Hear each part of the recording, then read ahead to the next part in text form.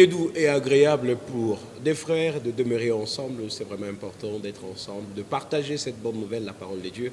De partout vous êtes, de partout vous nous regardez. Nous sommes vraiment dans la joie de pouvoir nous retrouver dans vos maisons, vos appartements, vos centres commerciaux, afin que nous puissions partager au sujet de la parole de Dieu. Merci ici à l'homme du cœur, le patron de Pactole Télévision, Lolo Moutima. Si vous nous regardez à travers le monde, via les réseaux sociaux, via les chaînes câblées, Orao Télécom et puis Box Télévision, CP La TV, c'est grâce au savoir-faire et aussi au bon cœur de Lolo Moutima. Merci au révérend pasteur Zachary Kabengele, le patron de Hosanna Télévision. Merci aussi à tout le monde. Merci à nos amis réalisateurs.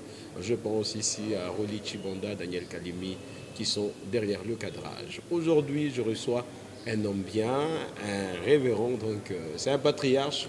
Je peux l'appeler comme ça et vous aurez à le découvrir. Il s'agit bel et bien du révérend Élie Célestin Bouyamba.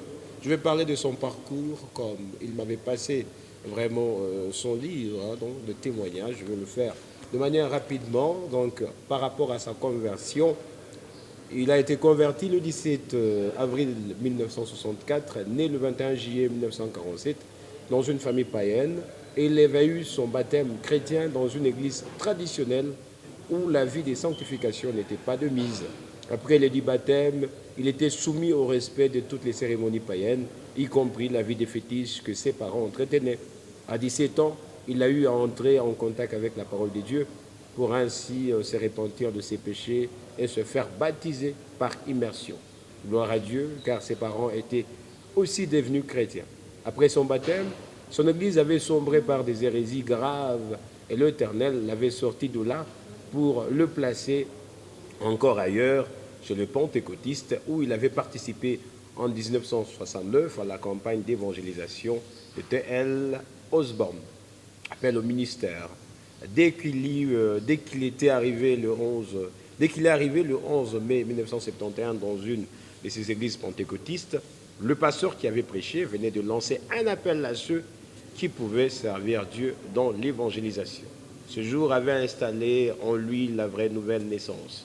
Ayant répondu à l'appel du Seigneur Jésus de répandre son évangile à temps plein.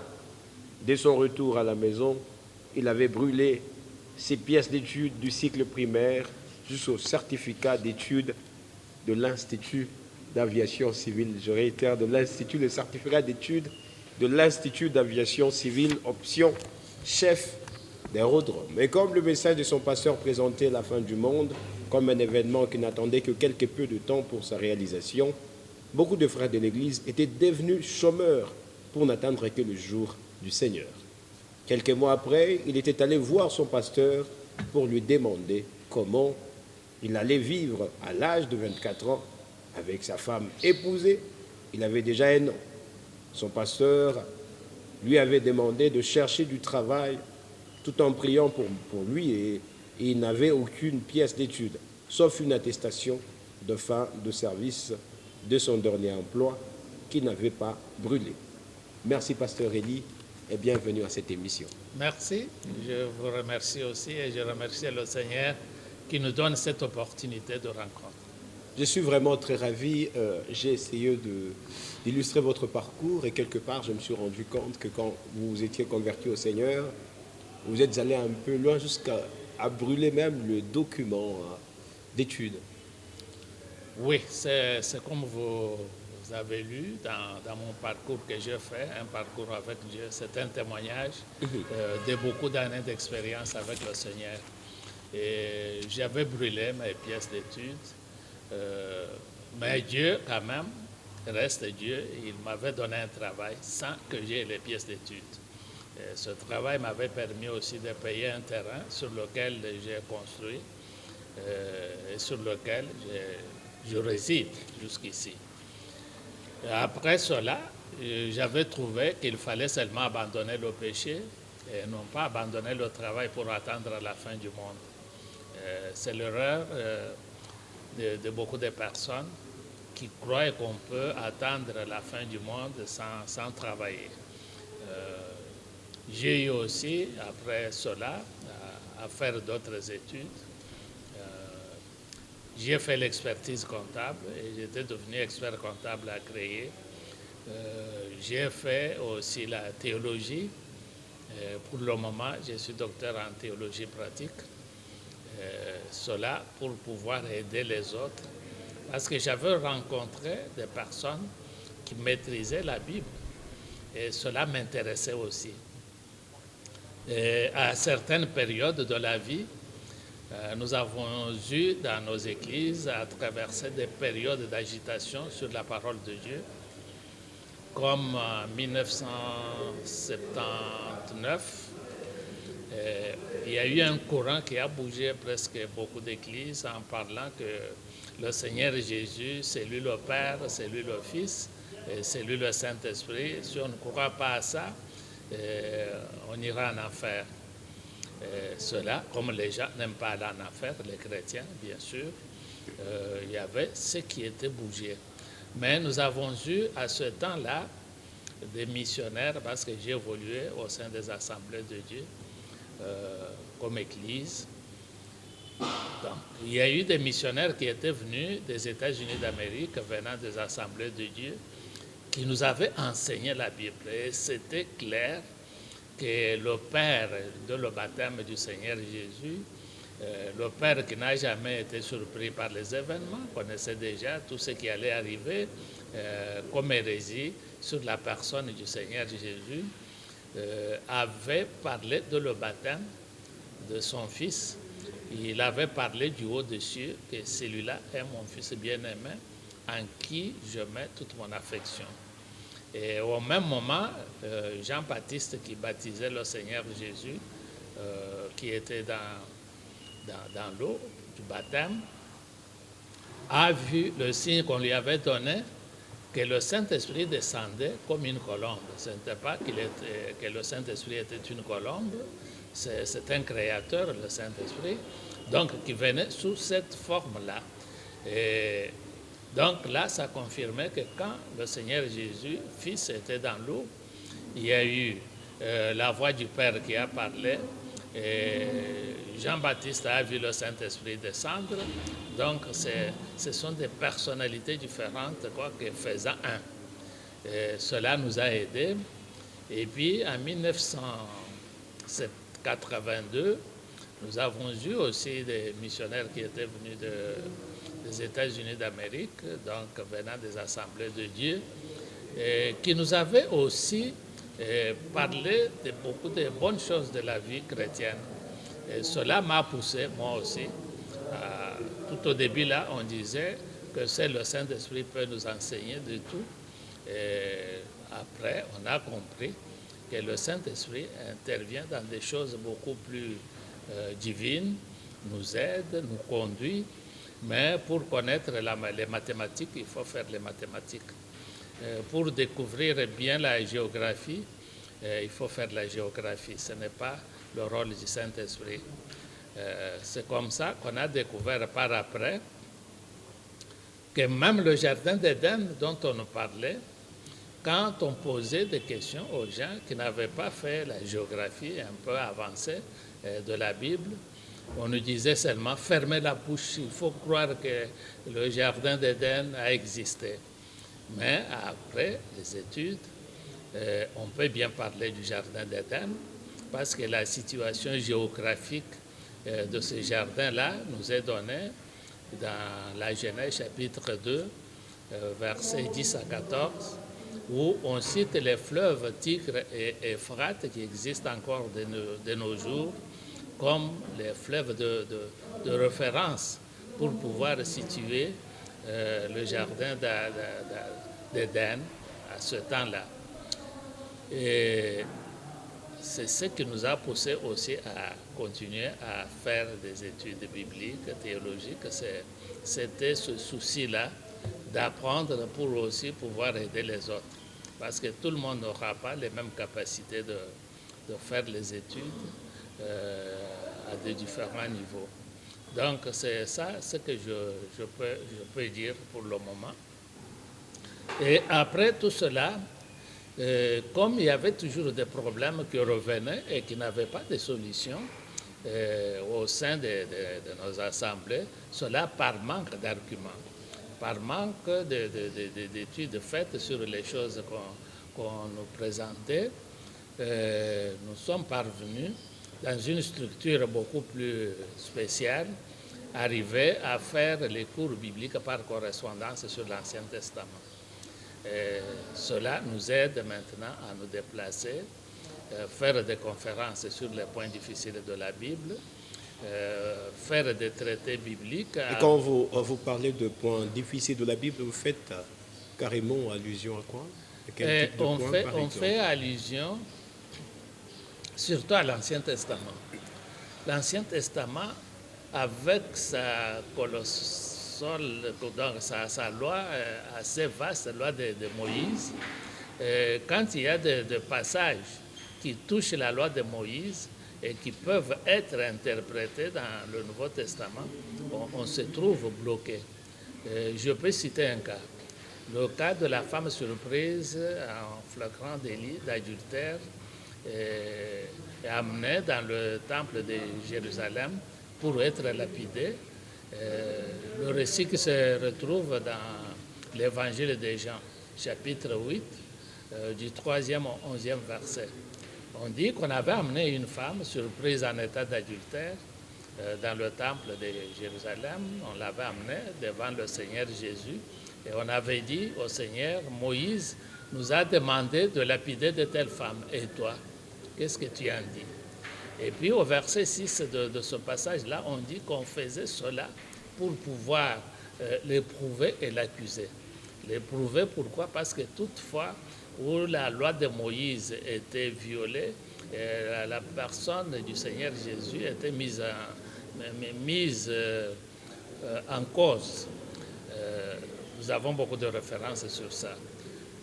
Comme le Seigneur une fois avait dit à l'homme qu'on avait amené par le toit de la maison, un paralytique, il avait dit que tes péchés te sont pardonnés.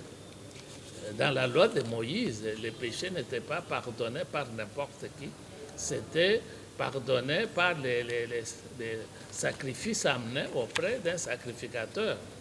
Et cela pour tous les péchés. Et puis il y avait des péchés impardonnables pour lesquels il n'y avait que la mort du pécheur qui intervenait par lapidation. Et tout cela, maintenant, quand on a amené la femme, dans la loi de Moïse, pour comprendre ce récit-là, il faut comprendre l'Ancien Testament. Dans la loi de Moïse, Deutéronome chapitre 22, verset 22, il fallait qu'on amène la femme et l'homme. Lévitique chapitre 20, verset 10, demande aussi que même les pierres à jeter de lapidation, que ce soit sur l'homme et sur la femme.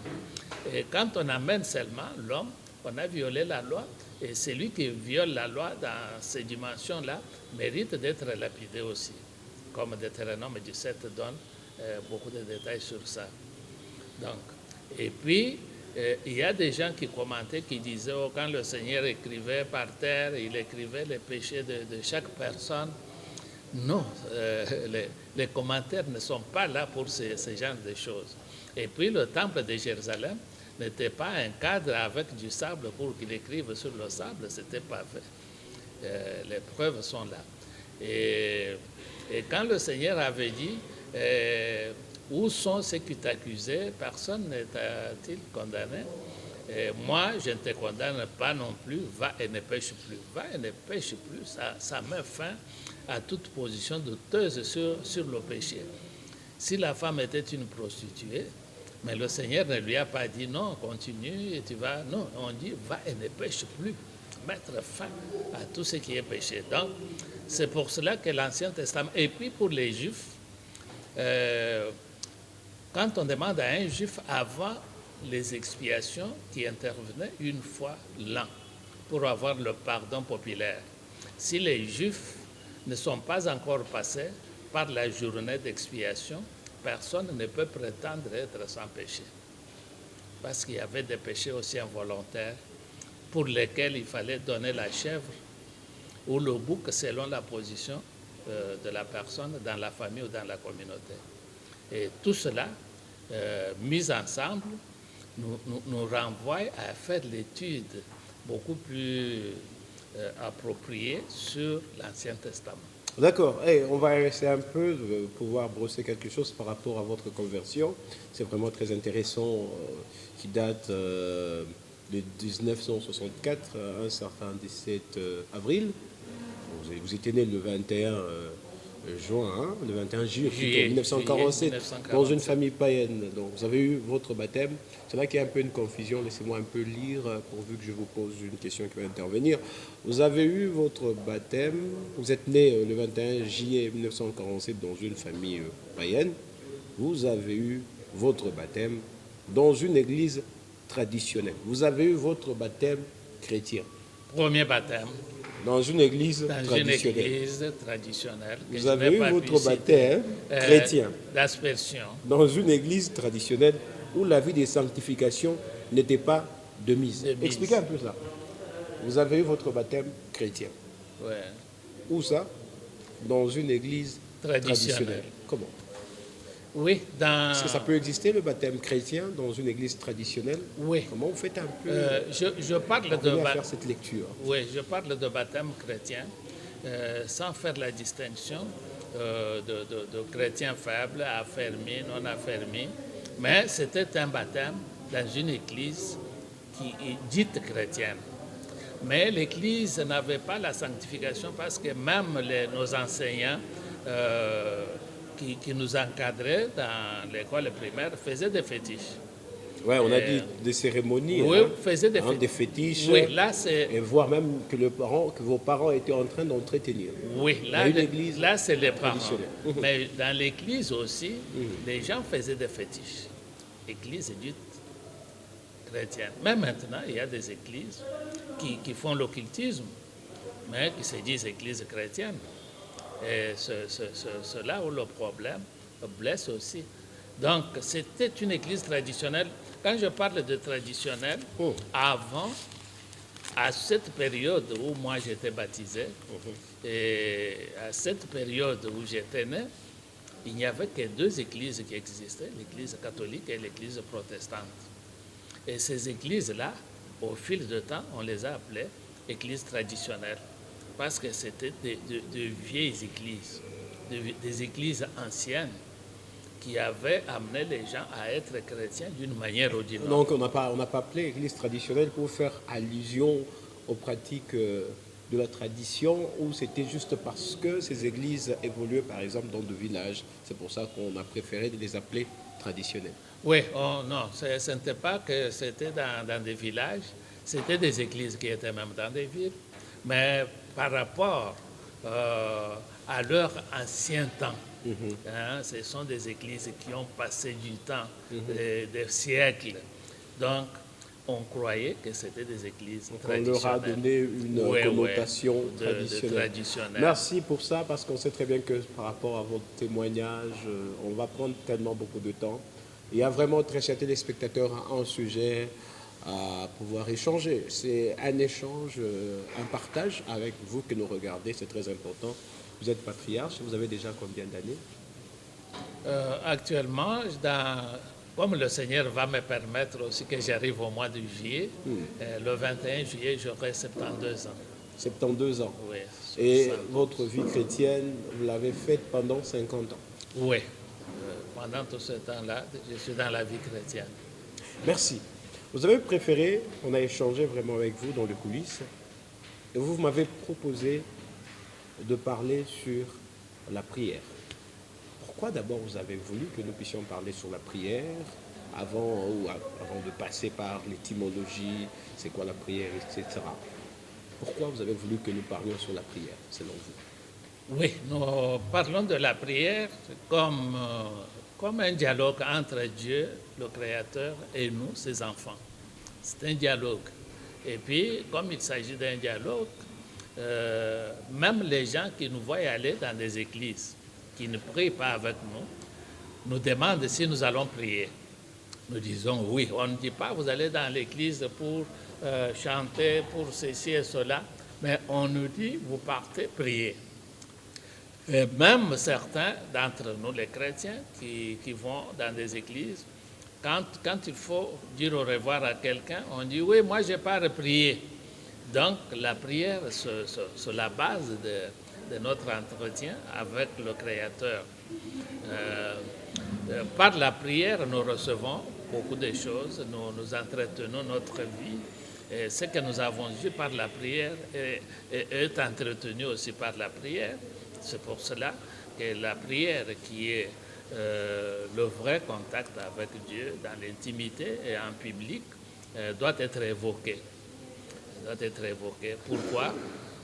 Il y a beaucoup de gens dans le monde qui quittent leurs églises, leurs assemblées, parce que leurs prières n'ont pas été vite exaucées par le Seigneur. Et là, on quitte, on dit que Dieu n'agit pas. On dit que Dieu n'est pas bon. Dieu retarde les choses.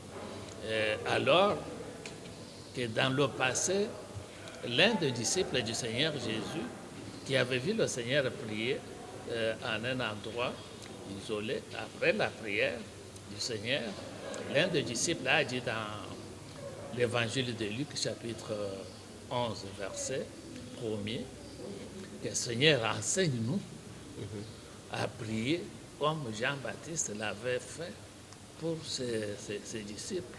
Donc c'était une préoccupation que prier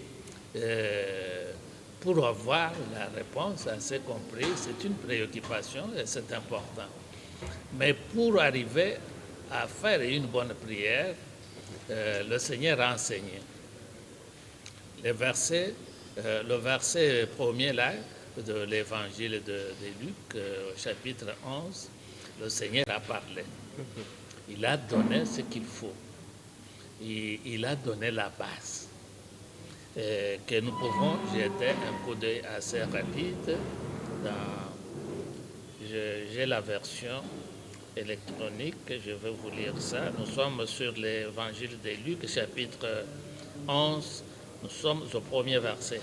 Jésus priait un jour en un certain lieu. Lorsqu'il eut achevé, un de ses disciples lui dit, Seigneur, enseigne-nous à prier comme Jean l'a enseigné à ses disciples. Il leur dit, quand vous priez, dites, Père, que ton nom soit sanctifié, que ton règne vienne. Donne-nous chaque jour notre pain quotidien. Pardonne-nous nos péchés, car nous aussi, nous pardonnons à quiconque nos offense, et ne nous induis pas en tentation. Donc là, c'est la réponse du Seigneur Jésus sur la prière. Donc le Seigneur commence par dire, quand vous priez, il faut dire que le règne de Dieu vienne. Il faut reconnaître que Dieu règne, que Dieu est là, il existe, il est puissant, il règne et il est saint. Son nom aussi est saint. Donc, avec cette base-là, on dit aussi, vous faites une sorte de déclaration à Dieu. Quand vous priez, vous lui dites que moi, je pardonne les gens qui m'ont fait du mal. Pardonne-moi, comme moi aussi je pardonne ceux qui m'ont fait du mal. Déjà, un bon départ.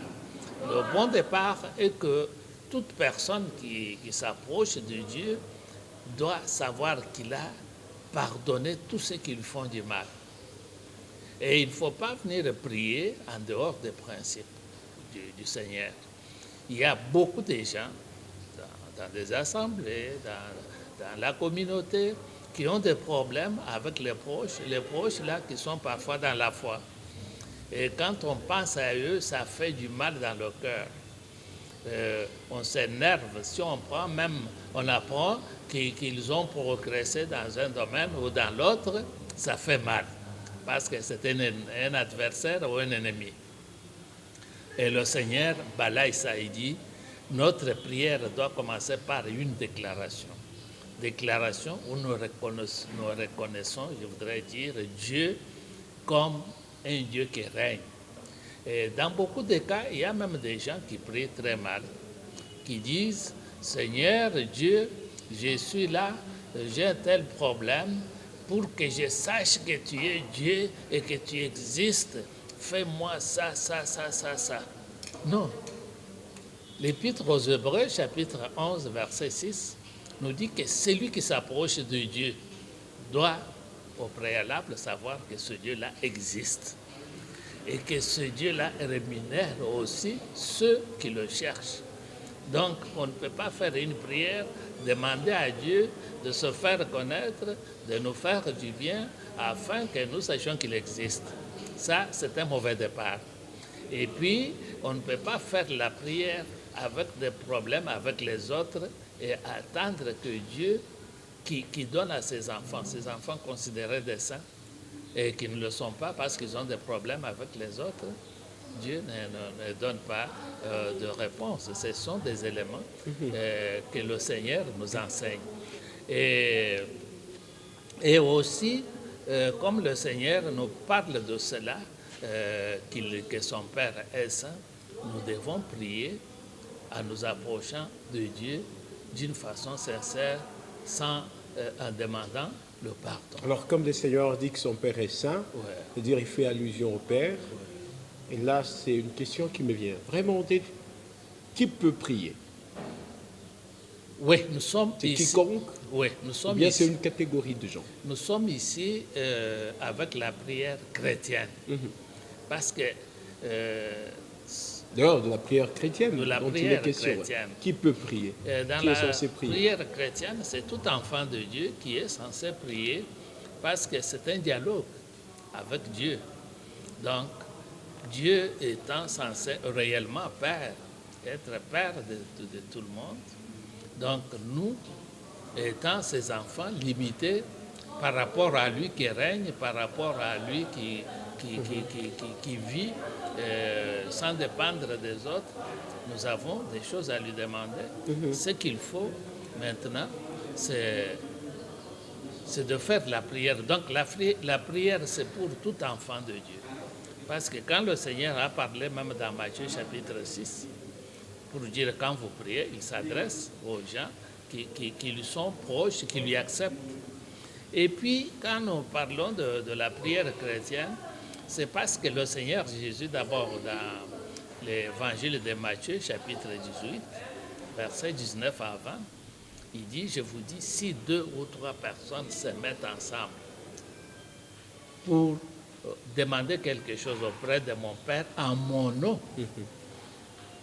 Donc, si la prière se fait au nom du Seigneur Jésus, il faut être chrétien au départ pour pouvoir s'adresser au Père céleste.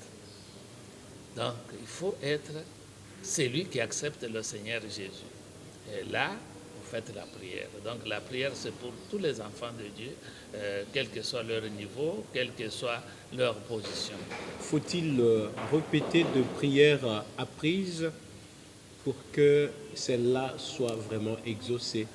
Comme nous voyons de nos jours, on propose de prières dans certaines églises et on dit, vous pouvez passer par ce texte et commencer vraiment à le répéter comme nous le constatons avec les autres religions. Est-ce qu'il faut vraiment répéter de prières apprises pour que ces dernières soient exaucées par le Seigneur? Non. La prière, d'abord, il y a la prière étant un dialogue avec le Créateur, un dialogue où nous reconnaissons son Fils, comme le Seigneur l'a dit, tout ce que vous demanderez à mon Père, en mon nom. Donc, nous revenons pour dire que tout passe par le Seigneur Jésus. Et puis, plus tard dans la parole de Dieu, nous avons parlé de préalables. Le préalable, d'abord, c'est être réconcilié avec son prochain. Là, c'est le départ. Et puis, le Seigneur Jésus avait parlé aussi de ça dans l'évangile de Matthieu, chapitre 23 à 24, où il disait, si vous amenez l'offrande, vous êtes devant l'autel, vous vous souvenez que vous avez un problème avec votre frère ou avec un proche, vous laissez votre offrande là-bas, à l'autel, et vous allez vous réconcilier avec lui, et vous revenez maintenant. pour donner votre offrande. Est-ce que la foi est vraiment associée à la prière? Oui, nous allons y arriver.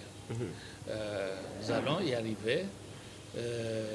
D'abord, comme nous l'avons vu dans l'Épître aux Hébreux, chapitre 11, on définit la foi. Et puis, on cite les gens qui ont vu leur prière exaucée parce qu'ils avaient la foi. La foi, c'était de reconnaître Dieu. Comme on a dit, que celui qui s'approche de Dieu doit connaître que Dieu existe et qu'il est bon parce qu'il rémunère ses enfants qui le cherchent. Donc, là, c'est une base de la foi.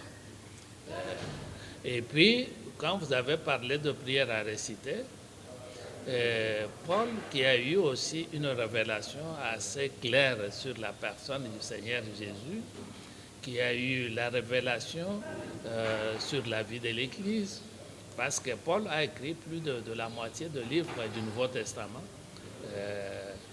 pas pour exprimer, du moins, ce qu'il avait vu de la part du Saint-Esprit, qui lui avait communiqué des choses.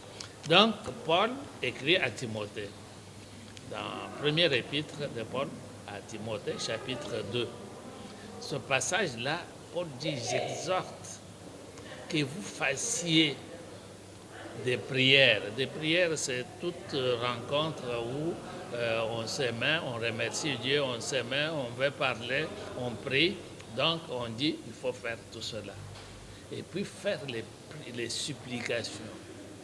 Supplication, c'est quoi? Nous ne sommes pas toujours dignes d'avoir ce que nous demandons auprès de Dieu. On supplie Dieu. On ne parle pas comme des têtus qui disent « Oh Dieu, tu me donnes ça, ça, ça, ça, ça ». Non, on s'approche de lui, connaissant sa gloire, connaissant sa position. Donc on fait des supplications. Même pour les humains, vous avez 3 enfants, l'autre vient et dit « Papa, tu sais que tu m'as mis au monde. Maintenant, j'ai besoin de souliers d'autant d'argent. Donne-moi. » Et l'autre qui vient, papa, quand tu auras un peu d'argent, aide-moi à avoir des souliers, mes souliers sont troués. Et l'autre qui vient, qui dit, toi papa, tu n'aides que les gens du dehors et nous ne sommes pas aidés. J'ai besoin de souliers. Qui est l'enfant qui a bien parlé? Ce n'est pas celui qui a dit que papa, tu m'as mis au monde, pourquoi je suis comme ça, ou celui qui dit que papa, vous vous occupez des gens de l'extérieur. Tu vas accepter celui qui a dit, dès que tu auras un peu de moyens, tu me donnes. Donc, c'est ça, les supplications. Les supplications, on ne doit pas se faire voir trop grand, comme dans l'évangile de Luc, chapitre 18, je crois, verset 10, le Seigneur parle de quelqu'un qui était dans le temple, qui s'est glorifié, un pharisien, qui disait, je gêne deux fois ceci, je fais ça, je fais... Non, devant le Seigneur, nous faisons des supplications pour avoir des choses. Et puis, nous faisons aussi les actions de grâce. Dans les actions de grâce, nous faisons des requêtes. Les requêtes, ce sont des demandes que nous adressons à Dieu. Et puis, nous faisons les actions de grâce. Les actions de grâce dans nos prières, c'est quoi? Vous n'allez pas réciter les choses qui sont ailleurs, ni dans les demandes, vous n'allez pas demander ce que les autres demandent. Vous avez vos requêtes à vous personnelles que vous adressez au Seigneur. Et même s'il faut des supplications, ce sont des supplications personnelles. Et si on arrive aux actions de grâce, c'est pour reconnaître que ce Dieu-là ne commence pas la vie avec moi, c'est maintenant. Ce ne sont pas mes premières requêtes que je fais. J'ai déjà prié, Dieu m'a déjà exaucé, il a déjà fait ça, ça, ça, ça.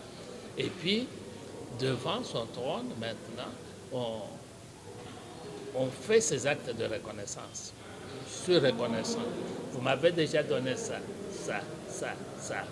Vous avez fait tel problème. Donc, tout cela est personnel. Ce n'est pas à faire selon les modèles des hommes. Monsieur Élie Célestin Bouyamba, le temps vraiment nous fait défaut. Il y a beaucoup de questions qui sont restées sur la prière, mais le temps nous est vraiment imparti. on se permet d'arrêter par ici aujourd'hui. Si le Seigneur nous prête encore vie, on y reviendra pour continuer toujours avec ce même thème qui est la prière. Merci à vous de nous avoir regardés partout dans le monde. Merci au révérend pasteur Zachary Kabengele de Hosanna Télévision, mon patron d'ailleurs. Merci à Lolo Moutima Lecoeur, le patron de Pactol Télévision. Grand merci aux deux réalisateurs attitrés, je cite Roli Chibanda, Daniel Kalimi. On se retrouve très prochainement avec le plaisir partagé. Merci à vous, homme de Dieu. Merci, que Dieu vous bénisse. Merci. Et que la journée nous soit favorable. Amen.